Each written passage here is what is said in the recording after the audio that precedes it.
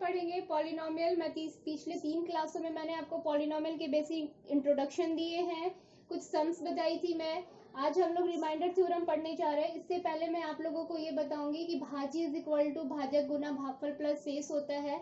ये आप लोग पहले भी पढ़ चुके हो, जूनियर क्लासेस में आपने पढ़ा है। ये भाज्य इज इक्वल टू भाजक गुना भागफल प्लस शेष होता है। आज इसका यूज होगा, हम लोग रिमाइंडर थ्योरम में इसका यूज करेंगे। फर्स्ट, जैसे कि मैं आप लोगों को बताई थी कि पॉलिनोमियल जैसा ऐसा कुछ होता है, P X is equal to X square plus 2x plus 3। ये क्या है, हमारा एक पॉलिनोमियल है।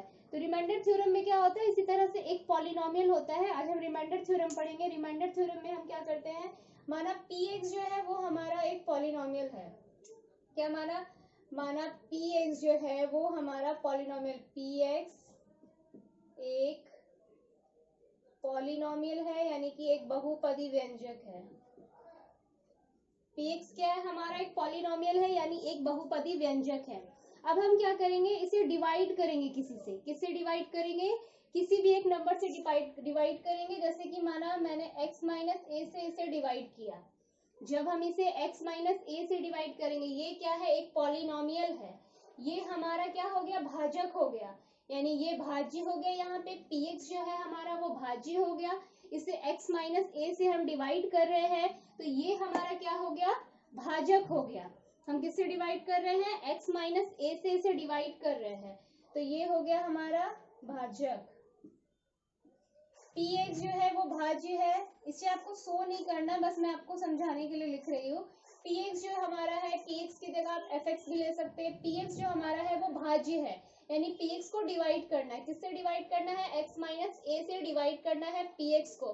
तो जब हम px को x माइनस ए से डिवाइड करते हैं, तो मान लेते हैं भागफल जो हमारा आता है, भागफल जो हमारा आता है, हम भागफल को भी कुछ मान लेते हैं। माना कि भागफल जो हमारा आया वो qx आया।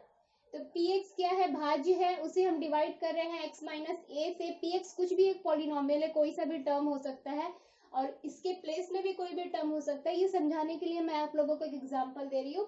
px जो है वो एक पॉलिनोमियल है। पॉलिनोमियल है मतलब एक बहुपदी व्यंजक है। इसको डिवाइड करना है x माइनस ए से, यानी x माइनस ए जो है वो हमारा भाजक है। तो भागफल क्या आ रहा है, qx आ रहा है। भागफल जो हमारा क्या है वो qx आ रहा है। मान लेते हैं भागशेष जो होगा हमारा, मान लेते हैं भागशेष जो है हमारा वो है rx। तो यहाँ से क्लियर है आपको, मैं अच्छे से लिखती हूँ। भाज्य क्या है हमारा px, भाजक क्या है x माइनस ए, भागफल qx है, और भागशेष क्या है rx। तो इस वाले फॉर्मूले के अकॉर्डिंग भाज्य इज इक्वल टू भाजक गुना भागफल प्लस शेष, इस वाले फॉर्मूले के अकॉर्डिंग यहाँ पर क्या हो जाएगा हमारा, px इज इक्वल टू, इसके अकॉर्डिंग क्या होगा, px इज इक्वल टू भाजक यानी x minus A into qx plus rx। ये कहाँ से आया हमारा, इस फॉर्मूले से आया। भाज्य इज इक्वल टू भाजक गुना भागफल प्लस शेष से क्या आया, px is equal to x minus A into qx plus rx, मतलब भाजक गुना भागफल प्लस भागशेष। ये हमारा इससे आया। तो इसी को हम लोग रिमाइंडर थ्योरम बोलते हैं। इसी से हम आगे पढ़ेंगे। अगर हम मान लेते हैं x माइनस ए जो है उसकी डिग्री 1 है, x माइनस ए जो है उसकी डिग्री 1 है, और rx की डिग्री जो है वो x माइनस ए से a की डिग्री से कम है, यानी ये जो है इसकी डिग्री मान लेते हैं x माइनस ए की डिग्री जो है वो 1 है। x माइनस ए की डिग्री क्या है, x माइनस ए की डिग्री 1 है। x माइनस ए की डिग्री हमारा क्या है, x माइनस ए की डिग्री 1 है, और x माइनस ए होगा यहाँ पे, x माइनस ए की जो डिग्री है हमारा वो 1 है, और rx की जो डिग्री है, rx यानी भागशेष की, आप वैसे भी जानते हैं जब हम किसी भी नंबर को किसी नंबर से डिवाइड करते हैं तो हमारा शेष जो आता है, हमारा जो शेष जो आता है वो भाजक से कम होता है। हमारा शेष जो आता है वो भाजक से कम होता है, यानी भागशेष जो है उसकी डिग्री rx से कम है। इसकी डिग्री क्या हो जाएगी, rx की डिग्री से कम है। rx की डिग्री जो है आर एक्स की डिग्री इज लेस देन है, आर एक्स की डिग्री क्या है, लेस देन है एक्स माइनस ए की डिग्री से। यहाँ डिग्री लिखना भूल गई मैं। आर एक्स की डिग्री जो है वो कम है किससे, एक्स माइनस ए की डिग्री से। आर एक्स की डिग्री जो है वो कम है are minus x minus A की डिग्री से। तो जब ऐसा होता है तो आर एक्स की डिग्री क्या होगी, जीरो होगी। आर एक्स की डिग्री क्या होगी, जीरो होगी। तो यहाँ पे आर एक्स हमारा क्या हो जाएगा, एक कांस्टेंट हो जाएगा। आर एक्स क्या हो जाएगा हमारा, एक कांस्टेंट। अगर हम मान लेते हैं, माना R X is equal to एक कांस्टेंट है, कांस्टेंट मतलब क्या हो गया, स्थिरांक। आर एक्स क्या है हमारा, एक स्थिरांक है। तो हम क्या पाते हैं इसे, F X is equal to, sorry P X लिया था हमने, P X is equal to X minus A plus Q X into R. R X यानी कि जो हमारा भागशेष था उसके प्लेस में मैंने स्थिरांक को पुट किया, आर को मैंने पुट किया। आर हमारा क्या था, आर एक्स के प्लेस में आया, आर यानी स्थिरांक आया, उसको मैंने पुट किया। तो अगर हम एक्स के प्लेस में ए रख देते हैं, अगर हम एक्स के प्लेस में ए रखते हैं, एक्स इज इक्वल टू, अगर मैंने ए रखा, एक्स के प्लेस में ए रखा, तो पी ए क्या आएगा हमारा, P A is equal to A minus A plus Q A plus R. क्या है हमारा, P A is equal to A minus A plus Q A into, sorry plus R. यहाँ गड़बड़ हो गया है, यहाँ प्लस होगा और यहाँ मल्टीप्लाई होगा, बिल्कुल उसी तरह से यहाँ प्लस और यहाँ मल्टीप्लाई। तो पी इज इक्वल टू क्या आ गया, A minus A into Q A plus R हो गया हमारा।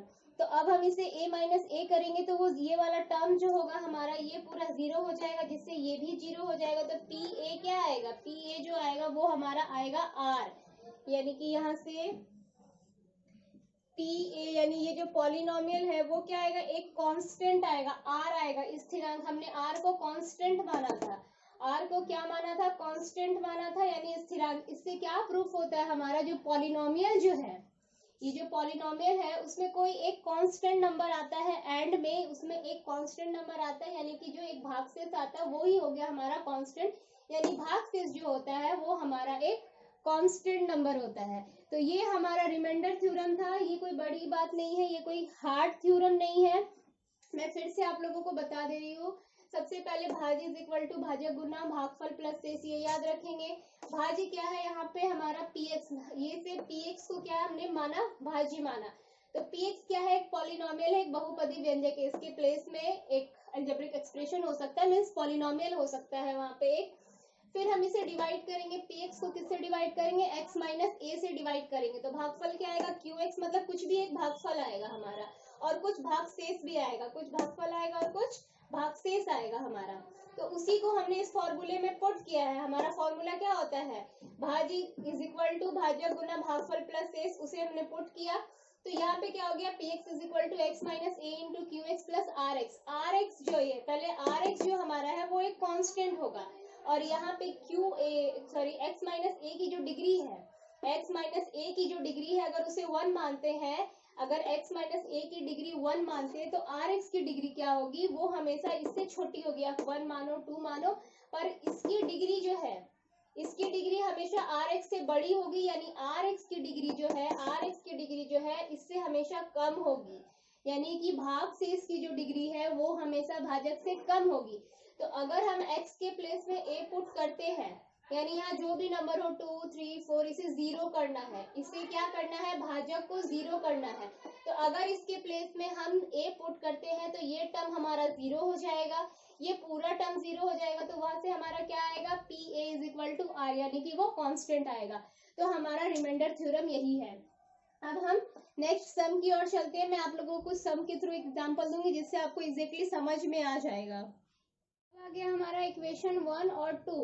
अब हम क्या करेंगे, इक्वेशन 1 और 2 दोनों को ही इक्वल कर देंगे। ऐसा क्यों, क्योंकि क्वेश्चन में हमारा बोला था कि px और gx को x माइनस 3 द्वारा भाग देने पर एक ही भाग शेष आता है, यानी दोनों का जो भाग शेष जो आ रहा है, दोनों का जो भाग शेष आ रहा है वो एक ही है, यानी कि दोनों इक्वल है, तो a की वैल्यू फाइंड करनी है। जब दोनों का भाग शेष इक्वल है, that means 1 is equal to 2 है, तो a फाइंड करना है।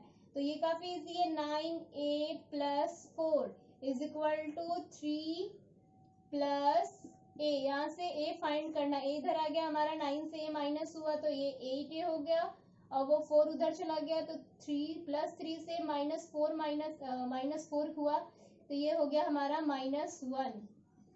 तो यहाँ से a क्या आ गया हमारा, -1/8। तो a की वैल्यू क्या हो गई, -1/8। ऐसा क्यों किया हमने, क्योंकि क्वेश्चन में हमारा बोला था px और gx को x माइनस 3 से भाग देने पर दोनों का भाग शेष जो होता है वो एक ही होता है, दैट मीन्स दोनों का भाग शेष इक्वल होगा, इसलिए हमने इन दोनों को इक्वल किया ताकि a की वैल्यू फाइंड की जा सके। तो a की वैल्यू क्या है, 1 - 8। तो कुछ क्वेश्चन इस तरह के भी होते हैं। नेक्स्ट मैं आपको अलग अलग पैटर्न के क्वेश्चन बता रही हूँ। अब चलते नेक्स्ट क्वेश्चन की तरफ। अब है हमारा नेक्स्ट क्वेश्चन, जो नेक्स्ट पैटर्न है वो ये दूसरे टाइप का क्वेश्चन है। क्वेश्चन है हमारा 10x cube minus 11x square minus 8x plus 3। ये क्या है हमारा, एक पॉलिनोमियल है। पॉलिनोमियल हमारा क्या है, 10x cube minus 11x square minus 8x plus 3। ये हमारा एक पॉलिनोमियल है। इस क्वेश्चन में क्या बोला है कि ये एक बहुपदी व्यंजक है, 2x माइनस 3 का अपवर्ती है या नहीं। मीन्स बाकी सब क्वेश्चन में बोला जाता था एक नंबर दिया होता था, यानी भाजक दिया होता था, उसे डिवाइड करना है और हमें भागशेष निकालना है। पर इसमें क्या है, एक पॉलिनोमियल गिवन है और बोला गया है कि ये पॉलिनोमियल जो है इससे डिवाइडेड है या नहीं, यानी कि इससे भाग दिया जा सकता है या नहीं। तो ऐसा तभी कह सकते हैं जब भी कोई पॉलिनोमियल गिवन हो और बोला जाए कि ये उससे मतलब डिवाइडेड है या नहीं, ये जो पॉलिनोमियल है इससे डिवाइडेड है या नहीं, यानी कि इससे भाग दिया जा सकता है या नहीं। ऐसा तब होगा जब हम इससे डिवाइड करें और हमारा भागशेष जो है वो 0 आ जाए।